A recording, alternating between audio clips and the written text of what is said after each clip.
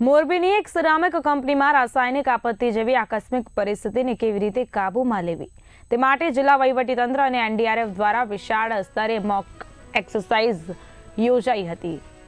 જૂના સાદરકા ખાતે આવેલી લિયોલી સિરામિકા પ્રાઇવેટ લિમિટેડમાં પ્રોપેન ગેસ લીકેજ સિનારીઓ પર આધારિત મોક ડ્રીલમાં કારખાનાની ટીમે પહેલા પોતાના સ્તરે પરિસ્થિતિમાં કાબૂમાં લાવવાનો પ્રયાસ કર્યો, પરંતુ ગેસ વાતાવરણમાં વધારે ફેલાતા તરત જ જિલ્લા વહીવટીતંત્રને સૂચિત કરવામાં આવ્યા।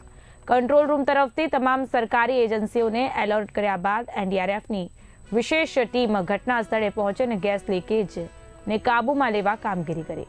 ઔદ્યોગિક સલામતી વિભાગ, ફાયર વિભાગ, પોલીસ, ડિઝાસ્ટર મેનેજમેન્ટ સેલ સહિત તમામ એજન્સીઓએ સંકલિત રીતે કામગીરી બજાવી।